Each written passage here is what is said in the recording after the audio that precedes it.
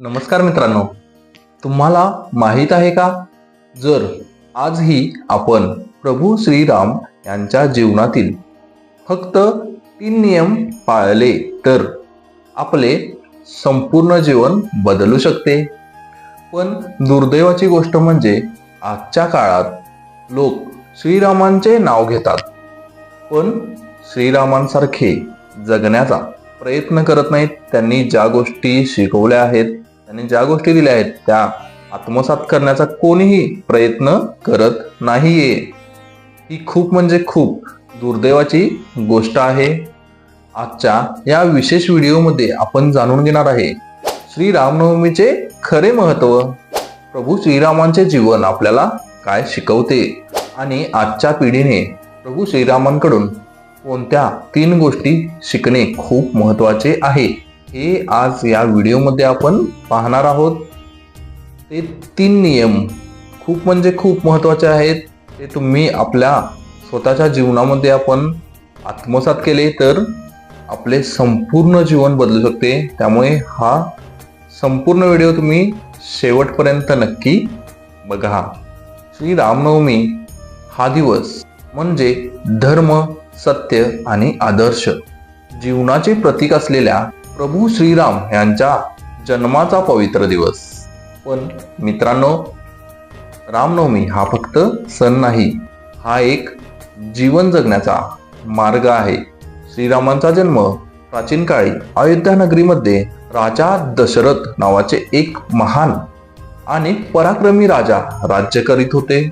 त्यांच्या 3 राण्या होत्या, राणी कौशल्या, राणी कैकेयी आणि राणी सुमित्रा. पण अनेक वर्षे गेली तरी त्यांना मूल नव्हते. मग ऋषींच्या सल्ल्याने त्यांनी पुत्रकामेष्टी यज्ञ केला.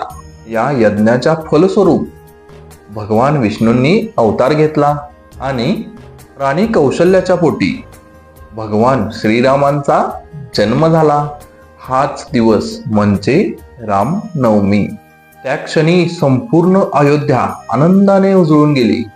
देवांनी पुष्पवृष्टी केली आणि संपूर्ण पृथ्वीवर आनंद पसरला.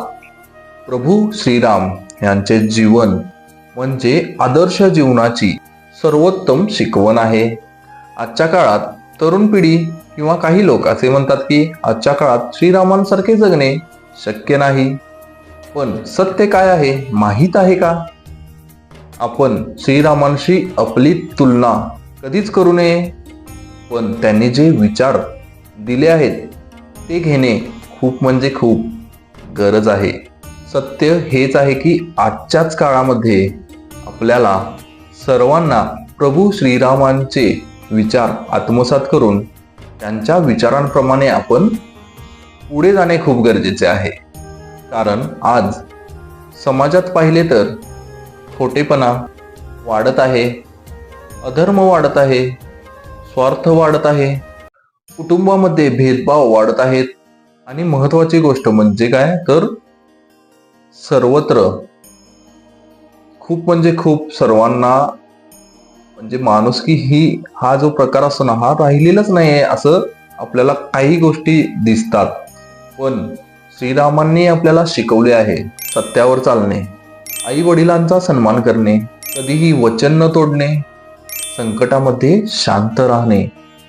कारण जेव्हा 14 वर्षाचा वनवास प्रभू श्रीरामांनी हसत हसत आनंदाने प्रवास केलेला आहे.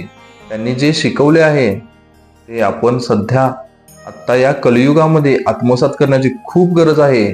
राणी कैकेयी यांनी राजा दशरथ यांच्याकडे 2 वर मागितले. तेव्हा प्रभू श्रीरामांना 14 वर्षाचा वनवास घ्यावा लागला. कल्पना करा, एक राजकुमार जो सिंहासनावर बसणार होता तो आनंदाने वनवास स्वीकारतो का? कारण वडिलांचे वचन पाळणे हेच त्यांच्यासाठी सर्वात मोठे धर्म होते. आजच्या पिढीने यामधून सर्वात मोठी गोष्ट शिकण्यासारखी आहे. आज अनेक घरांमध्ये पाहिले तर आई वडिलांना मुलं किंमत देत नाहीत, आई वडिलांना वेळ देत नाहीत. त्यांना सुख देत नाहीत. पण श्रीरामांनी आपल्याला शिकवले, आई वडिलांचा आदर करणे हेच सर्वात मोठे पुण्य आहे. त्यामुळे इथून पुढे रामनवमीपासून तुम्ही सर्वांनी आपल्या आणि जितकेही वडीलधारी माणसं आहेत सर्वांचा आदर करा, सर्वांना सुख द्या आणि सर्वांनी एकत्र राहा. आपल्या आई वडिलांना नेहमी आनंदी ठेवा. जेव्हा प्रभू श्रीराम आणि माता सीता वनवासात होते तेव्हा रावण या अत्याचारी राक्षसाने माता सीता यांचे अपहरण केले. मग प्रभू श्रीराम यांनी आपल्या सर्वांचे लाडके बजरंगबली आणि वानर सेनेची मदत घेऊन रावणाचा पराभव केला. ही कथा देखील आपल्याला एक मोठा संदेश देते. अहंकार कितीही मोठा असला तरी शेवटी सत्य आणि धर्माचाच विजय होतो. मला आजच्या पिढीसाठी एक संदेश द्यायचा आहे, तो खूप खास आहे. तो म्हणजे आजच्या काळामध्ये लोकांकडे मोबाईल आहेत, घर आहे स्वतःचं, सर्व सुखसोयी आहेत, पण मनशांती नाहीये. लोक सोशल मीडियावरती हजारो मित्र बनवतात, पण खऱ्या आयुष्यात एकही खरा मित्र नाहीये. म्हणून जीवनामध्ये पैसा आणि बाकीच्या सुखसोयी जितक्या महत्त्वाच्या आहेत त्याच्याही पेक्षा संस्कार हे खूप महत्त्वाचे आहेत. लहानपणी जेव्हा संस्कार चांगले भेटतील पुढची पिढी स्ट्रॉंग होते. पण पुढच्या पिढीनेही कसं असतं, बाहेर आई वडील सतत कोणत्याही मुलांच्या पाठीमागे सतत जाऊ शकत नाहीत, सर्वांना काम असतं. त्यामुळे प्रत्येकाने ठरवावं की बाबा आपण कोणासोबत जाणं गरजेचं आहे, आपला मित्र परिवार चांगला आहे का, कितपत आपल्याला पुढे जाता येतं आपल्या धर्माबद्दल, आपल्या स्वतःबद्दल, घराबद्दल, किती आपण आपला धर्माबद्दल विचार करतो हे पण जरा विचार करा. त्यामुळे एक वेळ असते की लहान असतं तेव्हा संस्कार आपल्याला चांगले मिळतात, पण तिथून पुढे कसं राहायचं हे आपल्या स्वतःवरती असतं. आई वडिलांना दोष कोणीही देऊ नका आणि सत्य, धर्म आणि आपले जे प्रभू श्रीराम आहेत, श्रीकृष्ण आहेत, यांचं नामस्मरण करा. जर आपण प्रभू श्रीराम यांचे हे 3 गुण आपल्या आयुष्यामध्ये आणले तर आपले पूर्ण जीवन बदलू शकते. प्रभू श्रीराम यांचे 3 शक्तिशाली नियम कोणते आहेत ते आता आपण पाहूया. एक, सत्याचा मार्ग. खोटेपणाचा मार्ग निवडू नका, कारण खोटेपणा काहीच काळ चालतो पण सत्य कायम टिकते. 2, संयम. आजच्या पिढीमध्ये सर्वांना सर्वच गोष्टी लवकरात लवकर हव्या असतात, पण प्रभू श्रीराम यांनी आपल्याला काय शिकवले? धैर्य आणि संयम ठेवला तरच सर्वात मोठे यश मिळते. 3, कुटुंबाचे महत्त्व. प्रभू श्रीराम यांचे संपूर्ण जीवन कुटुंबासाठी समर्पित होते. आजच्या पिढीने कुटुंबाचा आदर करणे खूप गरजेचे आहे. आपल्या डिवाइन गॅनकडून रामनवमीबद्दल एक खास उपाय सर्वांना देण्यात येणार आहे. तो कोणता आहे ते आता आपण पाहूया.